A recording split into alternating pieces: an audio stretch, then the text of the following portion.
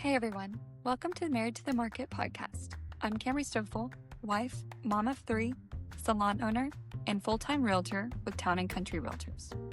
And I am Chance Stoffel, husband, father, and mortgage lender with Motto Mortgage Preferred Partners.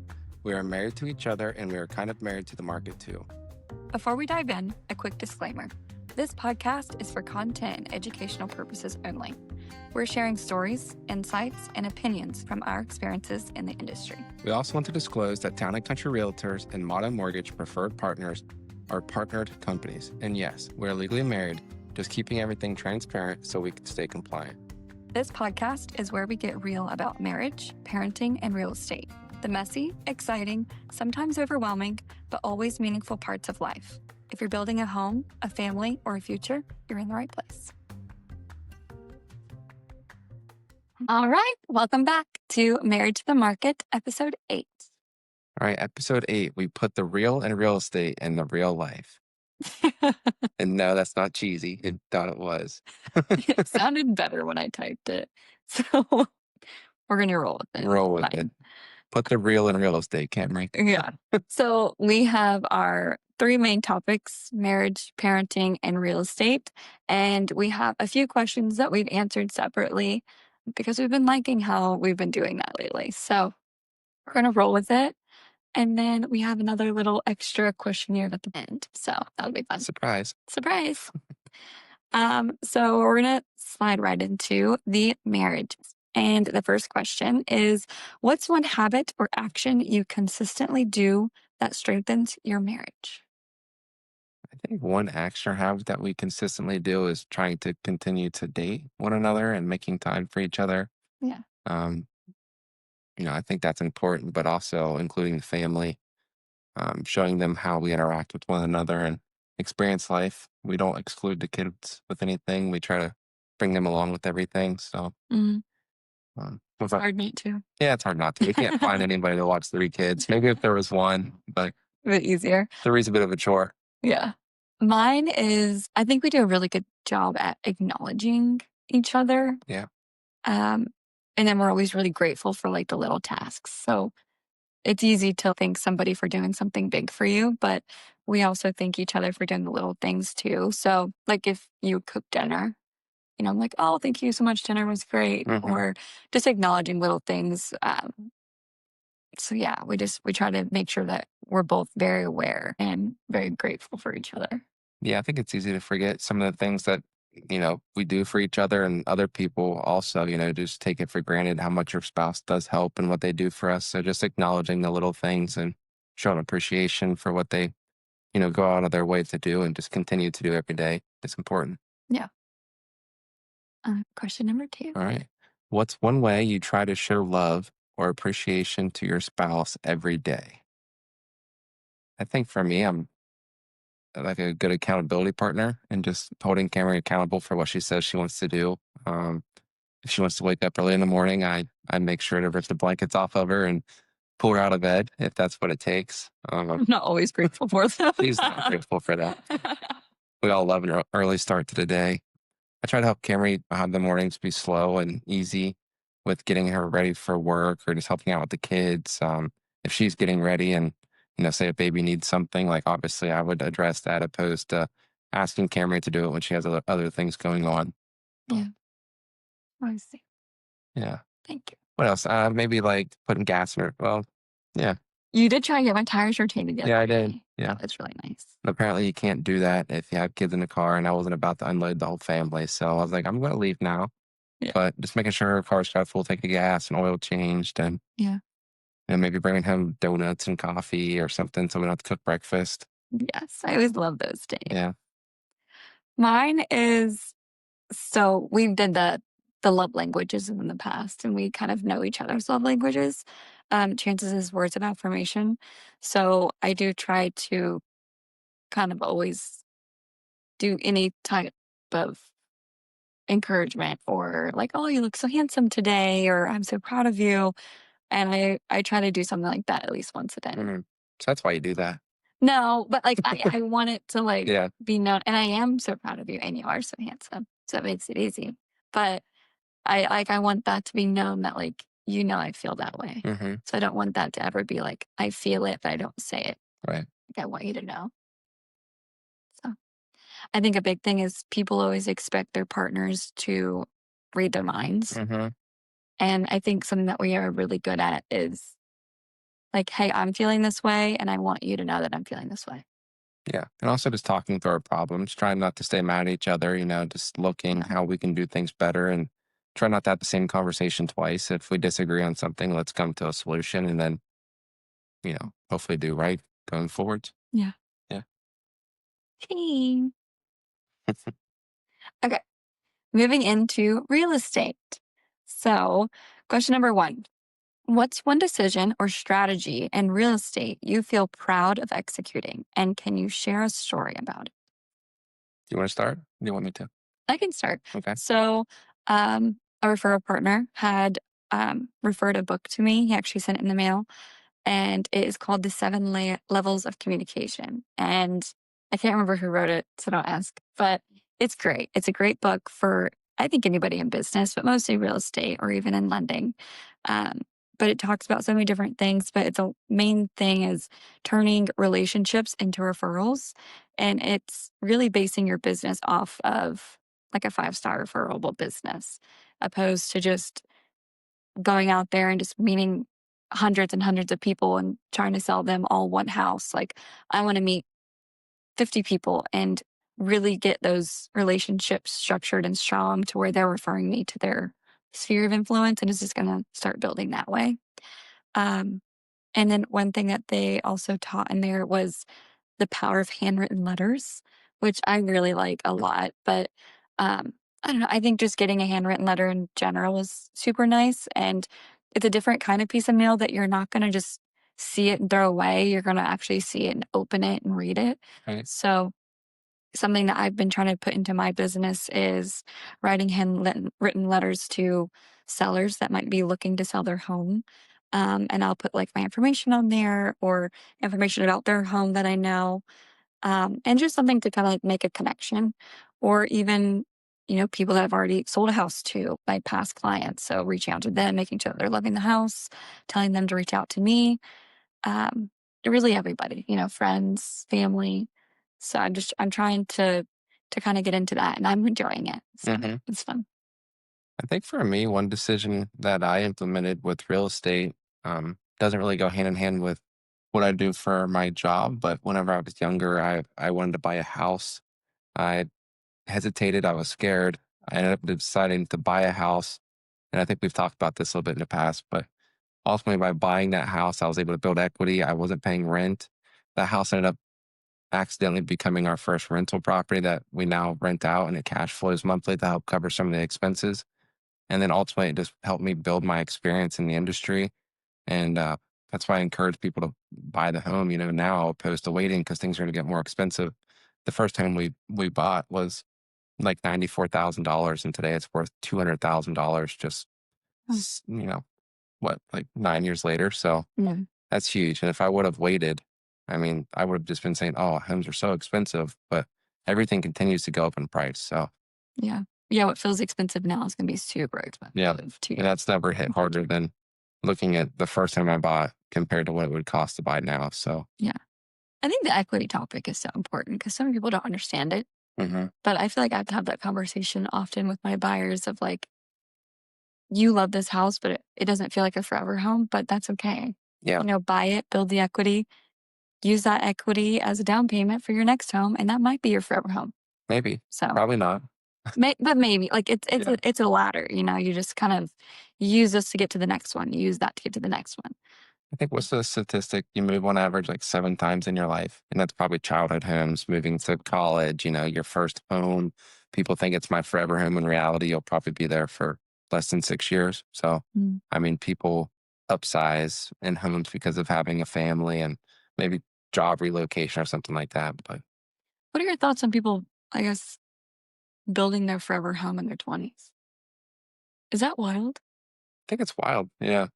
Well, when you think about that, I like, think it's cool. I think I that think it's awesome that you can, but is it really going to be your forever home? Does it have everything that you want? Can you afford that? I know like the home I want, I can't afford right Same, now, same. but I'm not in my 20s. So I got some work to do. Third. Yeah, I'm 30, but I think it's cool. I mean, I think as long as you're responsible, the big thing is just being able to afford the home. Yeah. If you're able to build a home in your 20s, you've set yourself up for success by having cash down. Some people that are buying homes in their 20s are using down payment assistance, and it's a little easier to, afford a home. But Mm, if you're able to have cash down, you're going to have equity. You're going to be able to resell the home, hopefully for what you have in it. But it is expensive to build. So, it is. Yeah. yeah. Question number 2. What's one misconception about the real estate industry you wish more people understood, and why does that matter? Oh, I think right now it's never felt more real than maybe the cost of buying a home and just what's associated with that in regards to, cash down, closing cost, structuring the deal up front. Um, that's our job as like industry professionals to educate the client in regards to what it's going to cost to the best of our knowledge, right? At the time we um, have those conversations. But the big thing is like down payment, closing costs. So you can ask for seller concessions. There's different programs to, be able to put less money down, but then also other fees are associated. So just explaining that to the client so they know everything that it entails to buy a home. Yeah. Um, Mine's at a different look on the industry, but I think a lot of people look at the real estate industry, and I know people that have said this, but they instantly think that we're like an hourly wage, mm, and they don't mind. Like sometimes I've had buyers waste my time fully, but they don't mind, running you through different locations, different houses because they think that you're getting paid hourly, but like we're fully getting commission based. mhm. Like we might work with someone for months, show them a ton of homes, but get all the way to the end and something doesn't work out. No one's getting paid on that. Yeah. So that is a question that I think I get often. And people are like, oh, wow, you're probably killing in hours in that real estate. I'm like, There's just so much that goes into it. yeah, If that's you're not tracking every phone call, every text, driving, the cost of gas, just every little thing. So midnight calls, midnight call. like I'd be offers. interested to see the breakdown of cost per hour. If we got paid hourly, we would be making some money. Yeah, You think? You don't think? unless the hourly wage, because if you get paid commission, you divide it by the hours that you actually have in it. Yeah, Your hourly wage would be nothing. probably. So that's a question to ask yourself: how much time you're putting into the deal and what you're getting out of it. So you've had borrowers before that were just walking through every home they could find. So, well, I have like a backstory. I had this couple, they were like, oh, we're interested in purchasing this home. And from the conversations that I was having, they were living in like a very like high-end town that was very expensive, and then they're randomly looking at a house here that's in like a lower area. It wasn't matching. And so I was like, "Yeah, I'll walk you through the property." Walking through the property, they were taking photos of the whole property, and it ended up being like one of their childhood Mm, homes.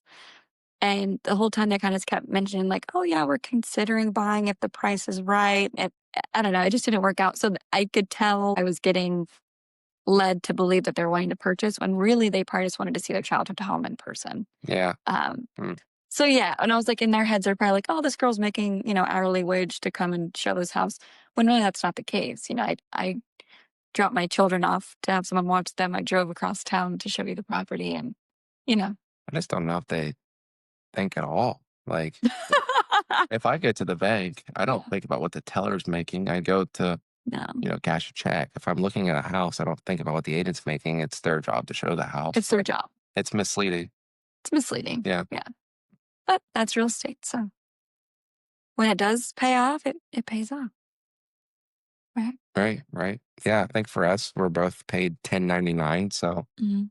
only 3% of the population is 100% commission. So a lot of what we do is based on, reputation and, be able to earn people's trust in their business. And we get paid commission based on the loan amount. So, And being a full household off of commission salary, like mm, that's terrifying.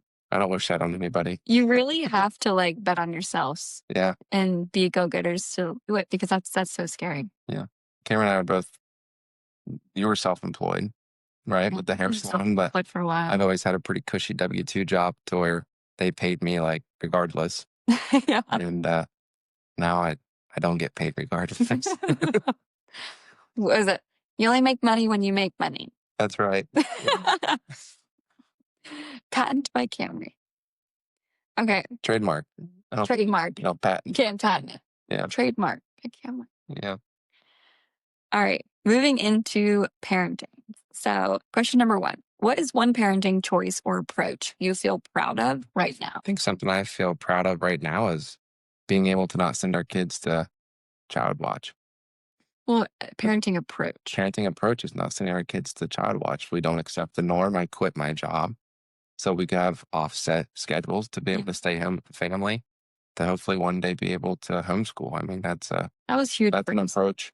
So Yeah, yeah, that's definitely something that terrified us. yeah, Was daycares. I mean, and if you have to do it, you have to do it. It's right. but any parent, every single parent I've ever talked to is still kind of like, I don't want to do this. Yeah. There's a reason we don't want to do that.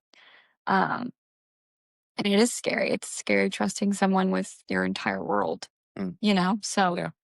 it's just hard. But that was one thing. Before we got into real estate, Chance would have his W-2 job. I had the hair salon, which I physically had to be at to make money. So I would drop low and off at daycare 3 days a week and then I would go do the hair salon. And I was so hard on myself. I cried almost every time because as a mom, I felt like my job was to be there raising her. And I felt weird having someone else do that I was paying them to raise my kid 3 days a week.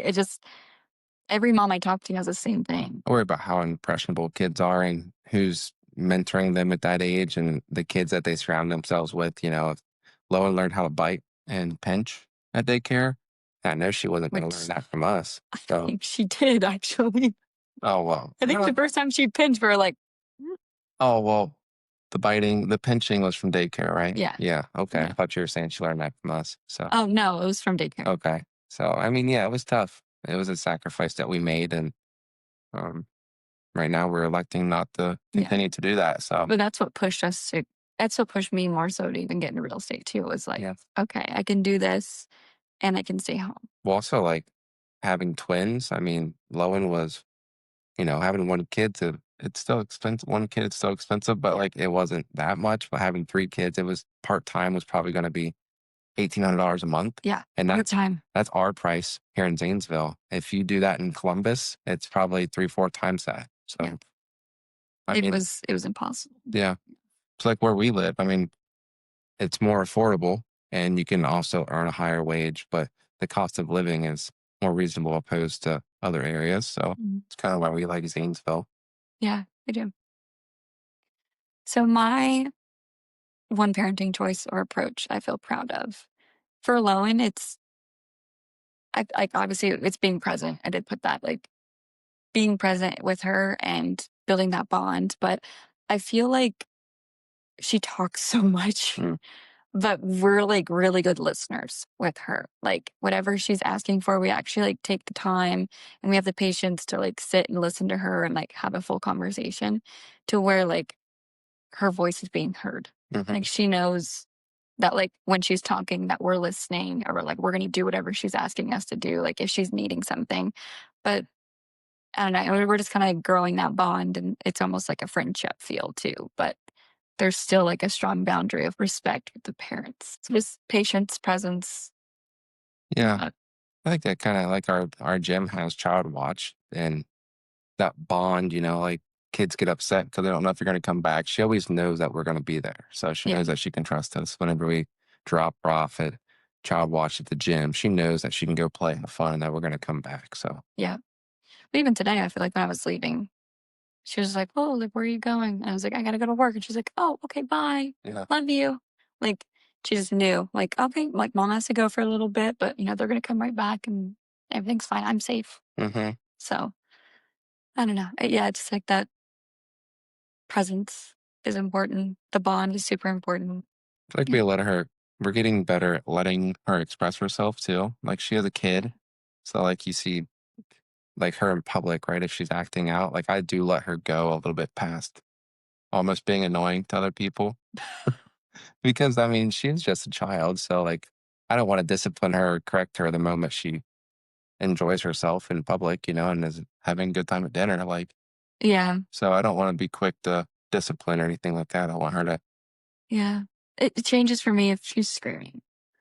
Right.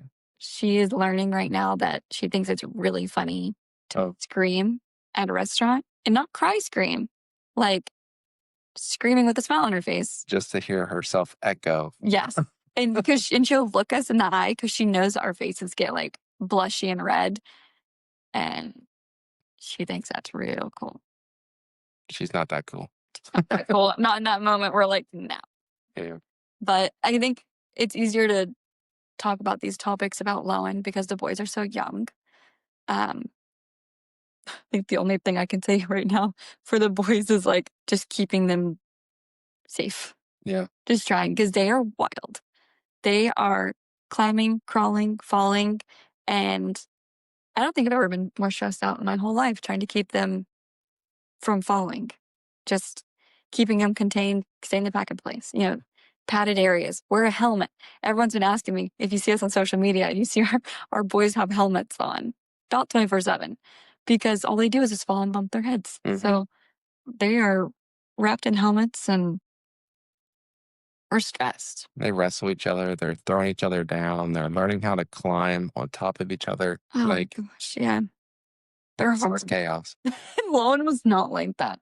She was just so chill and easy. You could put her down for a moment and walk out of the room and come back and she'd still be sitting there. The boys, you'd walk back in, they're like, they're in 2 rooms over in the shower. Yeah. Like, right now, my only thing is just safe and contained. Just keep them contained and safe. Number 2, what's one area of parenting you wish you could get better at? Do you want me to answer? Okay. Okay. I think I'm always working on my patience. Um, First of all, learning how to parent Yeah. because I've never done it before. So, Lone will be 3, the boys will be 2. So I've never had a 2-year-old boy. I've never had a 3-year-old girl. So every day is a new day. I always love that saying. Yeah. Today's my first day. Today's my first day. I think we do good job with like educating ourselves and anticipating the next step of maybe the progressions or what they're going to need as far as toys or something of that nature. Yeah. I feel like I always feel really guilty. Like, it's so easy to get overstimulated in a moment when, like, especially when you're working from home, when you're trying to parent. But it quickly can get overwhelming in a moment and you're just kind of like, oh, stop. Mhm. Like a quick snap. But then you're instantly like, oh, I shouldn't have raised my voice. I shouldn't have, I shouldn't have said that. I shouldn't. So I feel like I need to do better at that. Yeah, because that reaction that's what will be ingrained in them. Yeah. So the way we parent will probably be the way Lowen parents, and we talk a lot about generational curses and Yeah. how we try to change that. Um, the way that our family does what our parents and their grandparents did or their parents. But You always see a little bit of it come out. yeah, And then you're always like, dang it. Like, right. Yeah. yeah. Yeah, I think we're all guilty of that, but something to be mindful of is generational curses. I mean, Yeah. you see flaws in your parents, but in reality, you have those same flaws and you'll accidentally install them same flaws in your children's. Yeah. Unless you really, yeah, I think it's being mindful of it. If you can actually track it down and be mindful of what you're wanting to change, I think that's huge. Mhm, I agree. Yeah. And there's apologizing. I've been trying to do that when I do kind of snap and I'm like, I'm sorry, Lowen, mommy's just a little overstimulated. Or sorry, like apologizing for it, I think goes a long way too. And that way she knows, like you're labeling that Yeah. action like overstimulation, mommy gets anxious, or Yeah. she acknowledges like if we're on the phone, she's like, are you working? So Yeah. at 2 years old, they're picking up on this. They are so smart. It's insane. Mm-hmm. These little sponges walking around.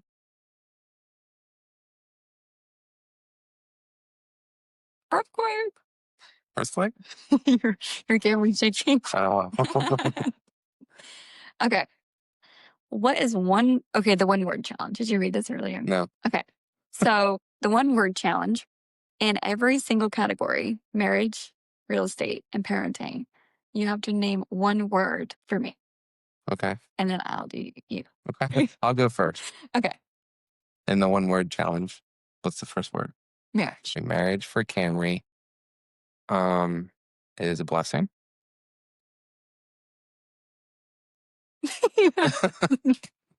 Insert crying. Okay. I think it's a blessing to find someone that you decide you want to do life with. And, we get to wake up and do life together every day. And Mm, so I think that's the one word for you. pretty good one. He has like score points for me. uh, So mine is harbor. okay. And I know it's different, but I really wanted to I did some research on it because I didn't want to mess that one up. But harbor like means like your safe place. Okay. Yeah. And it also means protector. And then it's also something that like you take your loved ones to. So like for me, like you're like my safe place and like the protector of our family. Um, but you're also like really gentle and loving too. So yeah, I try to find a word that fit everything. Yeah. That's a good one. Do you like it? Yeah. Okay. Yeah. I've heard you say that before. So Really? yeah. Yeah. Not harbor, but safe place. Yeah, you're definitely our safe Yeah. place. Okay. Business for real estate. All right. For real estate, I want to use the word determined because right now failure is not an option and you're doing everything possible to succeed. So you're determined to make it work one way or another. And, the big picture, why you do what you do is, I think, for our marriage, our family, Yeah. what we want to have when we're older and in a different place in life. We want to be able to, provide for our family and our grandchildren. And so I put that you're very driven. driven. Yeah. And that you're definitely like one of the most determined people I know to be successful in life in all aspects and like to take care of our family. So kind of do the same. Yeah. And then the last one is parenting. So I have that you're very dependable. Dependable. Yeah. I mean, no matter what, I can always depend on you to take care of the kids. I Hmm. think a lot of people that I spoke with in the past, when they kind of talk about their partners, like they can't really rely on them to take care of their kids when they step out for a moment. It's always like an anxiety. But I think you've always just been so strong in your father aspect of things. And like he loves seeing the children and hanging out with the children. Like you actually value the time with them. Hmm. And I don't ever have to worry that they're not in good hands or that you don't know what you're doing. Right. You're just so dependable in that way too. Okay. Thank you. Well, I think for you, I would pick ownership because our lives look so different now than what they did just 2 years ago. Our yeah. holidays look different, but when I say ownership, I mean owning the fact that we are parents and how our lives look different now. I don't believe in our lives just are different, right? Yeah. I mean, We're not the same people we not the were. same people. I elected to stop drinking a year ago, and that was for our family, right? It's just something that you wanted, you chose that. Right? Yeah, just for my family. Like I didn't want. Cameron still drinks, not excessively or anything. I We'll have a glass of wine when it's I just didn't okay. want alcohol in the house, for my own reasons, I guess. But I just don't want the kids, alcohol I think can be, has a time and a place, but it can be abused too. So if I could do anything to not have my kids grow up in a house where alcohol is the reason for any issues at all, Yeah. I alleviated that by not drinking. So Yeah. I definitely witnessed that growing up. A lot of things come out when alcohol is being consumed and a lot of fights happen. yeah, So that's something for our marriage that we would definitely wanted to stay strong in. right. Yeah. Oh, thanks. I love you. I love you. I think that's Cameron and I expressing our answers to those questions, but I still challenge everybody to, look in and reflect what we're asking one another and, exposing ourselves with our answers, but just be true to yourself and who you are and what your beliefs are and how you, when your significant other, accommodate one another and where you can do better. And um, Yeah, we kind of encourage you guys to do the one word challenge with your yeah, partner. yeah, that's really good. Yeah, I think that's it for this episode. sounds good. All right. Well, thank you guys for listening. Find us on YouTube and Spotify. We are Married to the Market. Follow us on social media. We are Married to the Market and on our socials. And Chance the lender. I'm Camry Stoffel.tc Realty. All right. Thank you guys.